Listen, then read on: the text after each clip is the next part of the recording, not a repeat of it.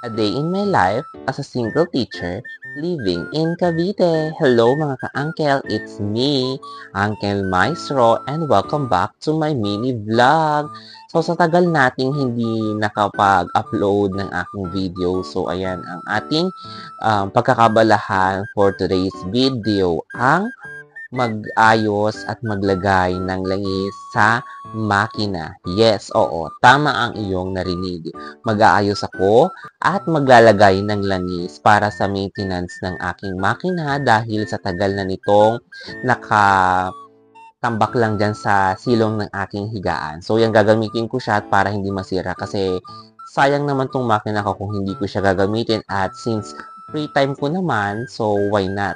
At kaya pala akong mananahi for today's video kasi nga, yung friend ko from Japan is nagpagawa sa akin ng kurtina. So, kaya yan,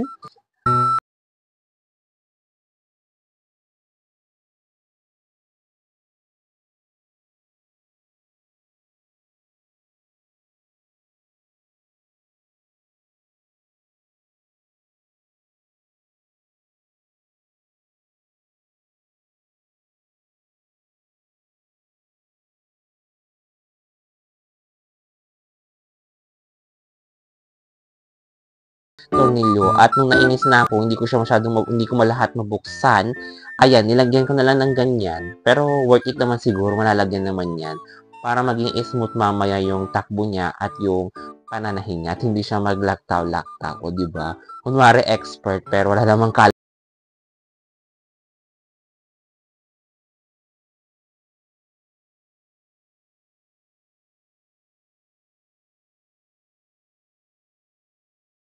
meron akong makina na maliit na nabibili lang sa Lazada. Yung as in parang laruan lang siya. Yun yung pinag-practicean ko. So, ayan na nga. Sinimulan ko ng ikat yung mga tela.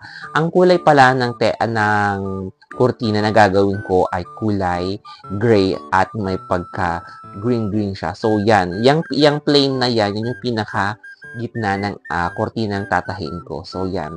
Struggle ako dyan kasi sobrang haba nun at talagang napakahirap mag-cut kaya kailangan pantay-pantay yung sukat. Nagsisi nga ako that time dapat pala nung binili ko na yan sa Divisoria, pinakat ko na pala dapat siya para hindi na ako nahirapan. At least mananahin-nahin na lang ako. So yan, talagang nahirapan ako, struggle is real kasi lalo na kapag mag-isa mo lang talagang mag-cut. At take note, bawal ka dapat magkamali sa pagkakat kasi pag nagkamali ka, legwa, wala na. Ayan, di ba? Sobrang haba pa man din yan. Bali, yung tinutupi kong yan, ang magagawang kurtina niyan is 4 na panel. O, di ba bongga. Ano lang siya, mga 5 feet lang yung haba. And so, yan. Tapos ko na nag-cut. Ayan na. Sinimulan ko ng manahi. Yan. Ang una kong ginagawa dyan is kinuha ko muna yung center niya para madali ko siyang mapagpantay dun sa dulo-dulo at saka ko itutupi. Yun yung process, napaka-busisi talaga. Tsaka, mahirap din talagang gawin yan, lalo na pag hindi mo masyado siyang gamay. Pero buti na lang, this is my second time na mananahin ng ganito. So, ayan, medyo expert na. Expert, ayan. So, diba, ayan. Tinatay ko talaga siya, dinadahan-dahan ko para hindi siya bumalik-o-baliko yung tahi at para perfect naman. Kumbaga sa, first class, di ba? Kasi export ko pa yan sa ibang bansa. Charos. Oh, which is true naman. O, ayan, di ba? Hindi ako nakontento para pakita ko sa inyo ako talaga yung nanahin ng kwartinang yan. Ayan, sinom ko para kitang-kita nyo talaga. Kasi alam ko may mga basher ako dyan na sinasabi na hindi daw ako yung gumawa niyan. O ayan na po yung patunay na ako po talaga yung gumagawa ng kurtina. O di ba bongga? Talagang dinahandahan ko siya. Kasi mabusisi talagang paggagawa ng ganyan. Kailangan maganda at perfect.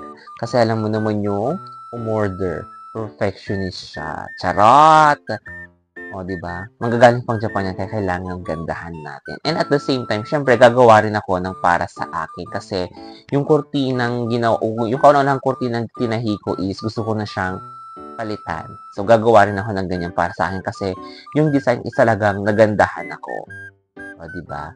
Nasa part na ako niyan ng sa dulo na.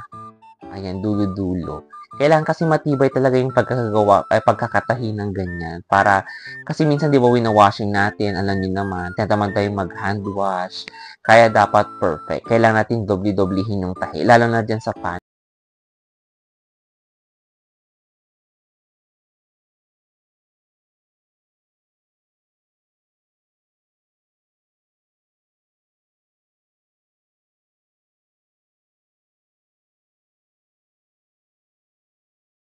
Lang meron akong naipundar na makina na ganito kahit paano. At least, kapag gusto kong manahi, di ba? Meron akong makinang magagamit. Kasi nung during pandemic kasi yung makinang pinagpa-practicean ko is yung maliit lang. Talaga siya na para siyang laruan. At least ito metal na siya. Medyo heavy duty na siya. Ayan. Sa totoo lang, gusto ko talagang manahi ng manahi.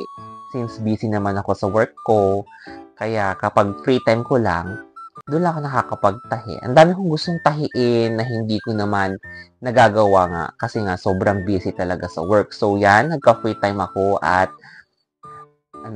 nagka-job din ako dahil alam niyo na, kailangan talaga natin ng extra income sa panahon ngayon at sa hirap ng buhay. Kaya yan, tinanggap ko na. Kahit hindi pa ako masyadong expert sa pananahi, grinab ko na rin. Basta, ang paggagawa ng kurtina ay kailangan isa puso para bang, para maging maganda ang kalalabasan. O, di ba? May mga ganun pang lalim na hugot at charot. Pero, ayan lang, ganyan lang talagang buhay. Kapag wala kang ginagawa, sige, manahe, manahe, manahe, di ba? Sabi nga nila, kung sa basura ay may pera, sa pananahi, may pera din. Basta, marunong ka at madiskarte ka sa lahat ng bagay. O, diba? Ayan. So, nasa dulo na pala ako ng part na yan, yung dulo-dulo. Pinatahi ko siya. Ang lapad ng tupi ko dyan is 1 inch para maganda-ganda naman yung niya.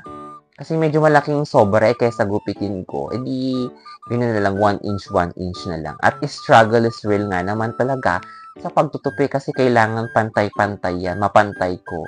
Yung una kong tahi kasi nung sa kurtina, siguro sobrang excite ko. Hindi ko siya napantay-pantay, pero maganda rin naman yung outcome. Kaya ngayong second time ko nang manahi ng kurtina, ayan. Kaya dahan-dahanin ko na talaga siya para perfect ang kalalabasan. So, yan nga, yung amo ko, trinay niya rin. Inggiters kasi siya. Kaya yan, trinay niya rin. Kinagabihan nga pala yan. Tinuloy ko syempre. Ayan, mukhang na-enjoy niya na rin yung pananahi. First timer. Kaso nga lang dun sa dulo, hindi niya masyadong natahi. Meron siyang nalaktawan. Kaya ang ginawa ko, inulit ko na lang. At least para ma-experience niya rin kung paano ang manahi ng kortina. Kitang-kita niyo naman, enjoy na yung aking amo. O, diba? Parang gusto niya na rin akong agawan ng trabaho. So, yan na nga. O, diba? Nag-change outfit ako agad. At masyado akong seryoso sa panahong ito. Kasi, ewan ko ba kung bakit anong iniisip ko yun, napaka-seryoso ko. O, diba? Hanggang na-miss ko yung pananahi siguro, kaya ganyan. Kahit gabi na yata ito, kung dahil nagkakama, gabi na yata ako na nag-start ulit manahi kasi kumain, tapos nagpahinga saglit, naligo. So, yan, di ba? Habang nananahingin, nanonood ako ng mga vlog-vlog dyan para hindi man ako mabore. Diyos ko, wish ko lang talaga. Tama yung matahi ko dyan. O, di ba? O, napakabilis ko talaga. Parang pang ilang panel na yan. Mga 4 na. Kasi ang gagawin nating panel is 36 yung kanya. Tapos sa akin is 4 na panel na printed. Tapos 2 plain. So later, papakita ko sa inyo yung finished product. At yung time na ngayon, kinakausap niya ako dyan. Hindi ko na malala kung ano pinag-uusapan namin dyan ng amo ko. Basta yan. Tamang ano na lang ako, tahi. Focus. Yan, parang hindi naman ako maboring kahit paano. O, diba? Parang gusto pang mag-live dyan that time sa sa TikTok. Pero wag na, baka kasi mamaya yung daliri ko na yung matahi ko. So, yan. Tamang swipe muna. Yan, tahi-tahi.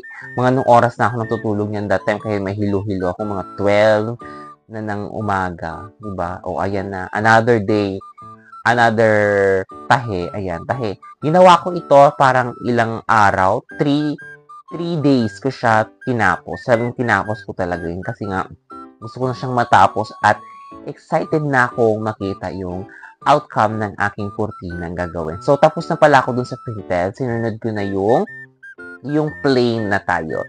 Diyan sa plain, hindi ko nakalimutan ko yung size nung plain. Pero ito kasi medyo maikli yung width niya. Ang tawag pala sa telang yan na ginagawa kong is Katrina. Oh, yan, Katrina. Hindi Catriona Gray ha. Basta Katrina, meron pa siyang kadugtong eh. So, yun nga, natapos ko na siyang tahiin. Lahat. So, yan na. Binubutasan ko na siya para mailagay ko yung lock at para makita na natin kung gaano kaganda. O, diba? Perfect. Talagang masinsinan. Ito talaga yung pinaka part na mahirap gawin kasi bubutasan mo siya at di ka pwedeng lumagpas. Kasi pag lumagpas ka, makikita yung pagkakagupit mo.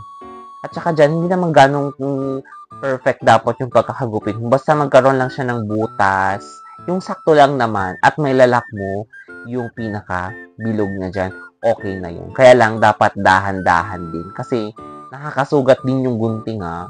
Kasi nung first time kong gumawa ng ganito at maglagay ng lock niya, nasugat ako. So sad. Sobrang excited ko. Hindi ko alam kung excited yun o kasyungahan lang. Basta yun na yun. Ayan, so naglalagay na ako. Di ba napakasugal ko. Parang minimake sure ko talaga na perfect yung pagkakalagay at hindi na talaga siya matatanggal forever. O, ayan. Naman, di ba ako kontento? Meron pa siyang konting himulmol. Yan. Nilagay ko at ginupit-gupit ko pa siya. So, yan nga, o, diba? Nakailang lagay na ba ako? Isa pa lang. Ayan, dumako na tayo sa pangalawa. Ito yung part talaga na pinakamatagal na pagbubutas. Kasi sa dahil ba naman ng tinahigong ganyan? Talagang mangangawit ka at parang ikaw na rin susuko. Ayan, diba? Halata naman na talagang pinagtsatsaga.